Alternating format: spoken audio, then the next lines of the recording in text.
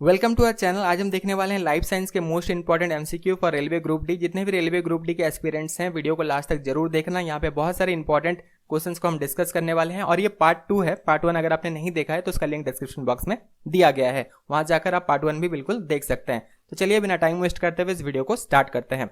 Marasmus disease in children is caused due to deficiency of. तो ये किसके वजह से होता है, किसके डेफिशिएंसी से होता है? तो ये जो है प्रोटीन के डेफिशिएंसी से होता है। प्रोटीन के डेफिशिएंसी से दो डिजीज होते हैं बच्चों में, एक होता है मैरास्मस और एक होता है क्वासियोरकर। तो ये दोनों पूछा जाता है, बिल्कुल ध्यान रखना। प्रोटीन के डेफिशिएंसी से ये होता है छोटे बच्चों में।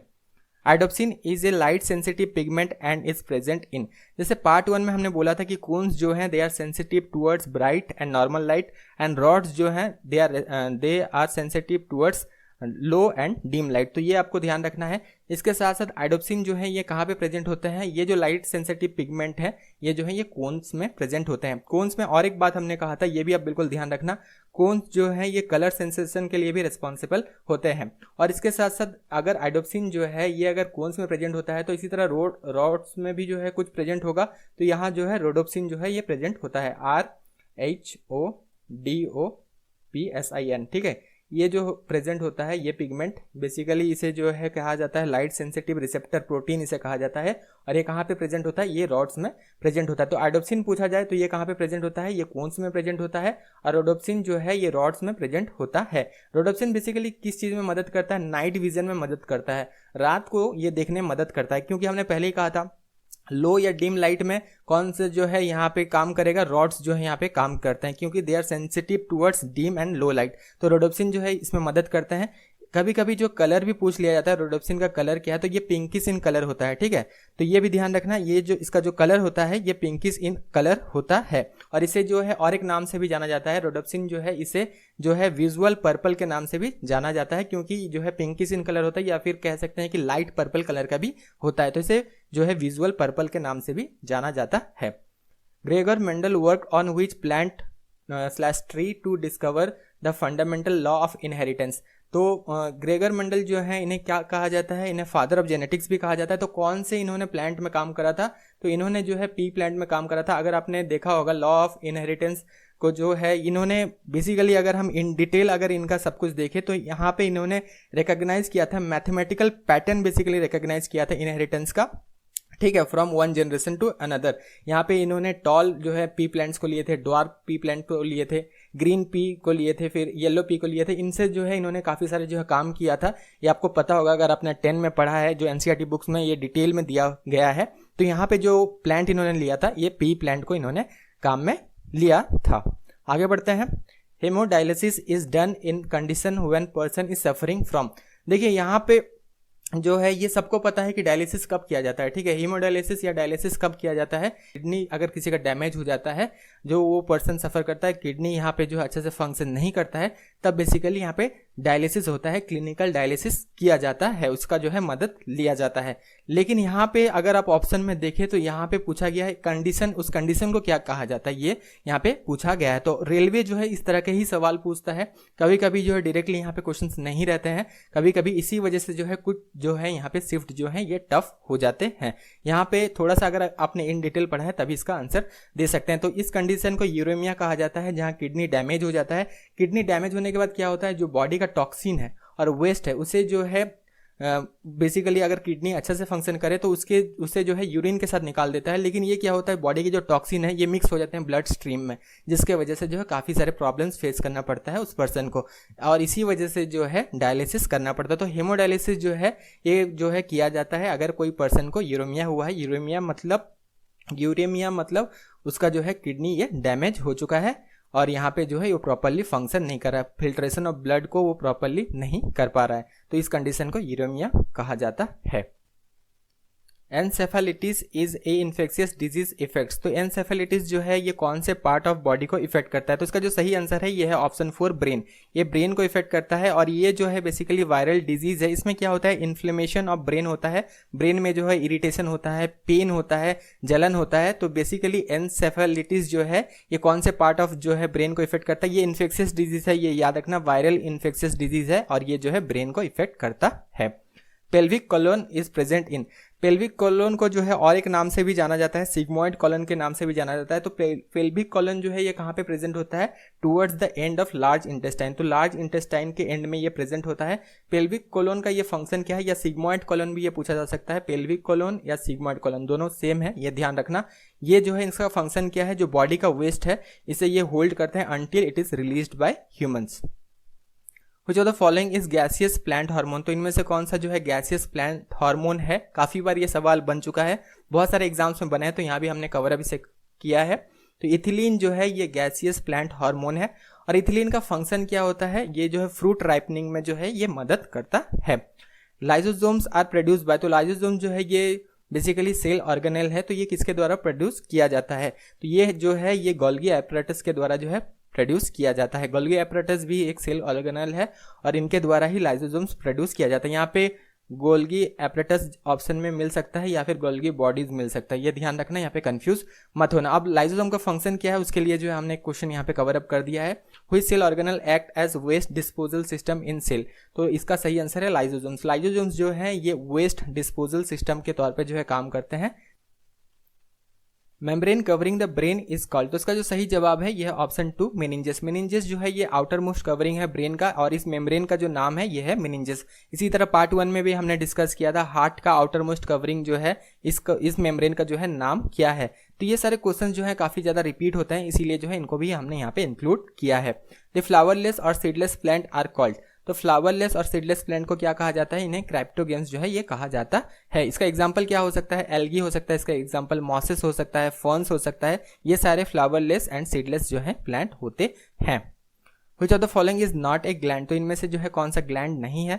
लीवर जो है ये सबसे बड़ा ग्लैंड है, थायराइड ग्लैंड प्रेजेंट होता है, पैनक्रियाज जो है ये भी ग्लैंड है। तो यहाँ पे जो ग्लैंड नहीं है ये है स्टोमक। हालांकि स्टोमक के अंदर बहुत सारे ग्लैंड्स हैं छोटे छोटे, लेकिन स्टोमक अपने आप में जो है ये ग्लैंड नहीं है। तो ये बिल्कुल ध्यान रखना, स्टोमक जो है ये ग्लैंड यहाँ पे नहीं है। कभी कभी अगर आपको आंसर ना भी पता हो तो ऑप्शन एलिमिनेट आप बिल्कुल कर सकते हैं। जैसे लीवर आपको पता है ये सबसे बड़ा जो है ये ग्लैंड है, तो ये नहीं हो सकता। थायराइड ग्लैंड आपको पता ही है, बहुत कॉमन जो है ये ग्लैंड है, तो ये भी आपको पता है। और पैनक्रिया आपको पता है कि ये भी जो है ये ग्लैंड है। तो यहाँ पे एक ही ऑप्शन बच जाता है जो है स्टोमक, जो कि ग्लैंड नहीं है। Pollination by bird is called. तो बर्ड के द्वारा जो पॉलिनेशन किया जाता है उन्हें क्या कहा जाता है, तो इसे जो है ऑर्निथोफिली जो है इसे कहा जाता है। इसी तरह बाकी भी आपको याद रखना है, जैसे एनिमल के द्वारा अगर पॉलिनेशन किया जाए तो इसे जो है जूफिली कहा जाता है। एनिमल्स के द्वारा, ये आप नोट डाउन कर सकते हैं, एनिमल्स के द्वारा अगर पॉलिनेशन किया जाए तो इसे जूफिली कहते हैं। इसी तरह अगर इंसेक्ट के द्वारा करा जाए पॉलिनेशन तो इन्हें जो है एंटीमोफिली कहा जाता है। और इसी तरह जो है एनिमोफिली किसे कहा जाता है, एनिमोफिली कहा जाता है पॉलिनेशन बाय विंड। तो ये सारे याद रखना, इस तरह क्वेश्चन जो है काफी बार जो है अलग अलग एग्जाम में पूछे गए हैं। HCl in our body is produce by. तो HCl जो है ये कहाँ से प्रोड्यूस होता है, तो यहाँ पे ऑप्शन दिया गया है liver, gall bladder, stomach cell, pancreas. तो यहाँ पे जो सही आंसर है ये है स्टोमक सेल। लेकिन आपको एग्जाम में शायद इतना इजी ऑप्शन ना मिले, यहाँ पे जो है मोर डिटेल जो है यहाँ पे ऑप्शन आपको मिल सकता है। जैसे पेरिएटल सेल जो है यहाँ से सीक्रेट होता है। स्टोमक में जो पेरिएटल सेल होते हैं इसे ऑक्सेंटिक सेल के नाम से भी जाना जाता है। तो ध्यान रखना, पेरिएटल सेल PARIETAL, तो पेरिएटल सेल से बेसिकली सीक्रेट होता है हाइड्रोक्लोरिक एसिड या फिर ऑक्सेंटिक सेल, ये ध्यान रखना, OXY ऑक्सेंटिक सेल NTIC। तो ये बिल्कुल ध्यान रखना, स्टोमक में पेरिएटल सेल जो है प्रेजेंट होता है और यहाँ से जो है HCl सीक्रेट होता है। पेरिएटल सेल जो है इसे ऑक्सेंटिक सेल के नाम से भी जाना जाता है। Histamine secreting cell are found in. तो हिस्टामिन सीक्रेटिंग सेल्स जो है ये कहाँ पे पाए जाते हैं, तो ये जो है कनेक्टिव टिश्यूज में पाए जाते हैं। यहाँ पे भी जो है ऑप्शन बहुत आसान दे दिया गया है। इसका जो एक्यूरेट आंसर है यह है mast cell, MAST, mast cell. Mast cell जो है यहाँ से हिस्टामिन सीक्रेट होता है। मास्ट सेल हालांकि कनेक्टिव टिश्यूज में ही प्रेजेंट होते हैं, तो ये ध्यान रखना, यहाँ पे कनेक्टिव टिश्यू ना देके अलग अलग सेल का नाम भी दिया जा सकता है। तो सही आंसर है मास्ट सेल, जहाँ से हिस्टामिन सीक्रेट होते हैं। अब हिस्टामिन का फंक्शन क्या है ये भी थोड़ा जान लें। हिस्टामिन क्या करता है, तो बेसिकली हिस्टामिन जो है, मान लीजिए कोई एलर्जिक आपको इन्फेक्शन हुआ है, तो हिस्टामिन यहाँ पे जो है रिकॉग्नाइज करता है कि इस पर्टिकुलर एरिया में जो है एलर्जिक इन्फेक्शन हुआ है। तो वो क्या करता है, जो ब्लड वेसल्स हैं उन्हें जो है डायलेट कर देता है। डायलेट यानी कि ज़्यादा चौड़ा कर देता है, ताकि ज़्यादा ब्लड वहाँ से फ्लो हो सके, ज़्यादा ब्लड पर्टिकुलरली उस रीजन से फ्लो हो सके, ताकि जो है जो फॉरेन पार्टिकल्स है या फिर जो एलर्जन है उन्हें जो है हटाया जा सके, उन्हें मारा जा सके। आपको पता है कि ब्लड में जो WBC होता है ये बेसिकली ये काम करता है फॉरेन पार्टिकल्स को, ये जो है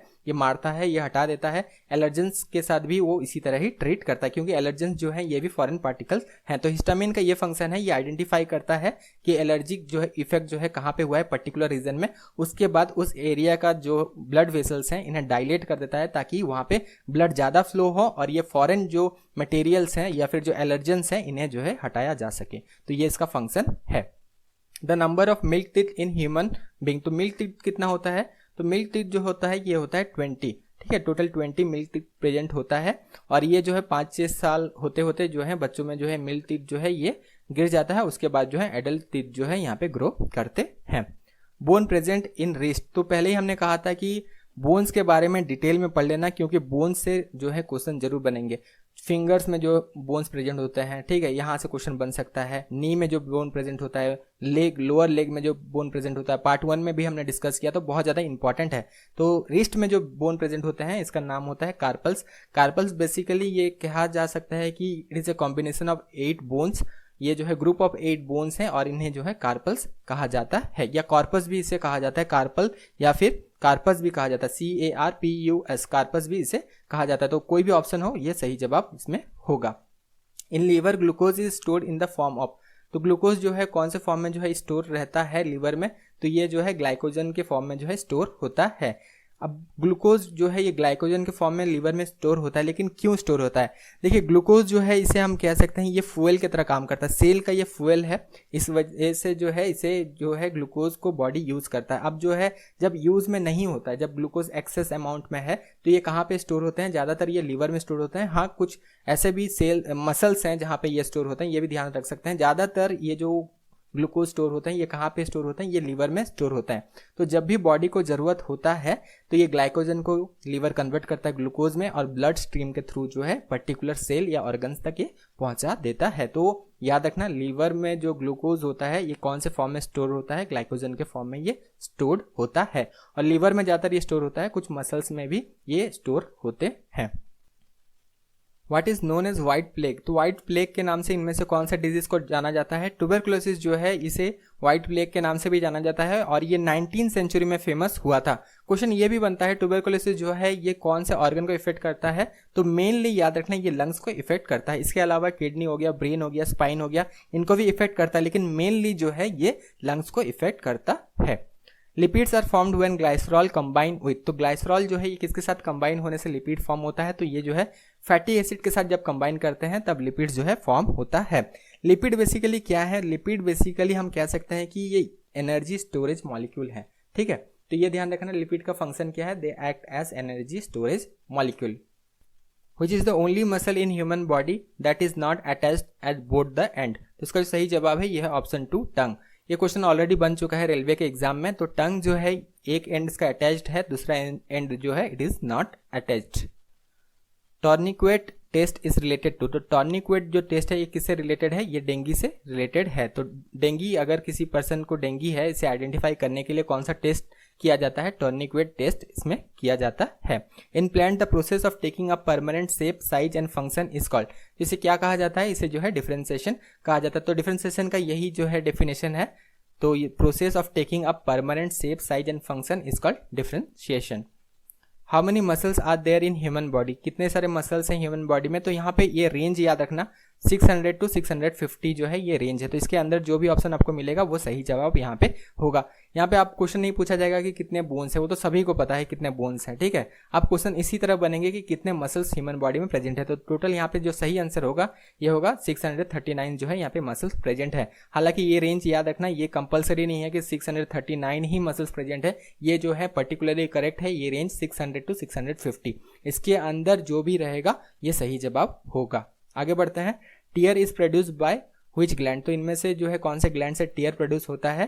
तो यहाँ पे जितने सारे आप ग्लैंड देख रहे हैं इनमें से सिर्फ पिनियल ग्लैंड के बारे में आप जानते हैं, बाकी सब जो है यहाँ पे ग्लैंड के बारे में शायद आपने नहीं सुना होगा। तो रेलवे भी इस तरह के सवाल जो है फ्रेम करता है कभी कभी, ठीक है, जहाँ पे आपको कोई आइडिया नहीं होता है।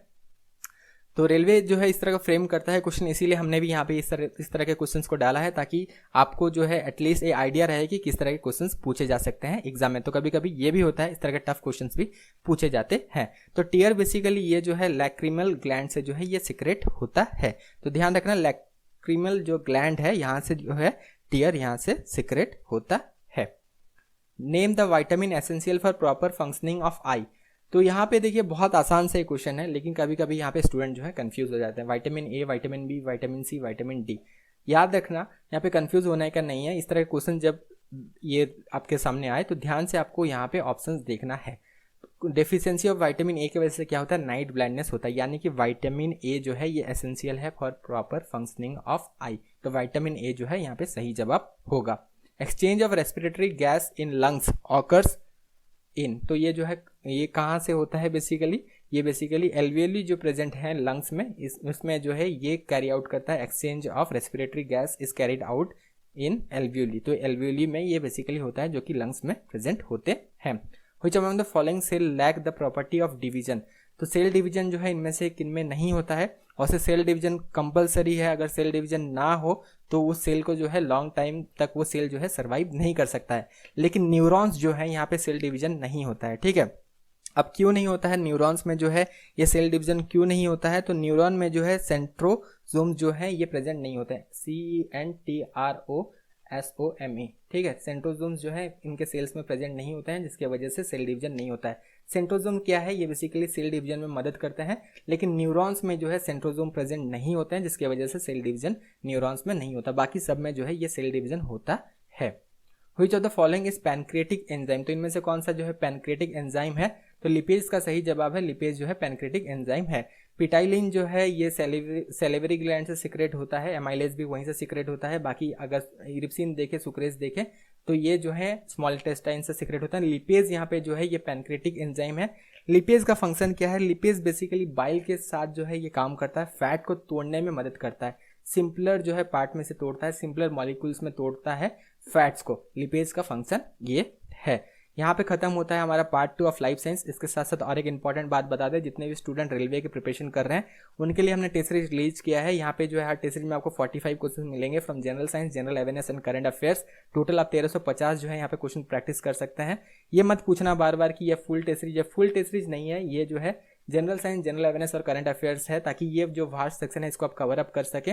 और हर दिन जो है एक टेस्ट सीरीज आप जरूर दे सकते हैं। और ये जो है टेस्ट सीरीज का कॉस्ट क्या है, सिर्फ 60 रुपीज़ यहाँ पे इसका कॉस्ट है। यहाँ पे रेलवे ने जिस तरह का पिछले साल जो है 2018, 19 या 20 में जो इस तरह के सवाल पूछे हैं, उसी तरह के सवाल फ्रेम किए गए हैं। तो रेलवे का एक्यूरेट लेवल आपको यहाँ पे देखने मिलेगा। तो 45 क्वेश्चन है। 45 क्वेश्चन कहाँ से हैं, general awareness, general science and current affair, जो कि बहुत फास्ट सेक्शन है, वहाँ से जो हमने कवर अप किया है। हर दिन प्रैक्टिस करें, और इस सेक्शन में अगर आप अच्छा परफॉर्म कर जाते हैं तो आपका सिलेक्शन जो है पक्का है। तो प्रैक्टिस करते रहें, हम तो पढ़ा रहे हैं, साथ में आप प्रैक्टिस भी करते रहें। टेस्ट सीरीज जरूर ले लेना, इसका लिंक डिस्क्रिप्शन बॉक्स में दिया गया है, वहाँ जाना, अपना नाम, फोन नंबर, ईमेल आईडी भरना, और जैसे ही आप 60 रुपीज़ पे करते हैं अपने मेल आईडी में चेक कर लेना। मेल आईडी में आपको एक फाइल भेज दिया जाता है, जहाँ से आप इसे डाउनलोड कर सकते हैं, फिर टेस्ट दे सकते हैं। ये टेस्ट सीरीज जो है इंग्लिश में ही है, और इसमें जो है जनरल साइंस, जनरल अवेयरनेस और करंट अफेयर्स है, जो कि 45 नंबर्स के पूछे जाने वाले हैं। हर टेस्ट सीरीज में आपको 45 क्वेश्चन मिलेंगे।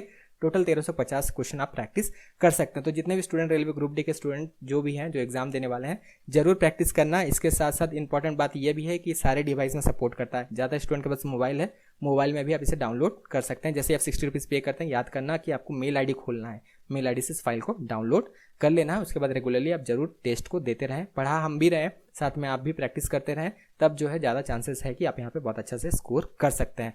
Thank you, all the best.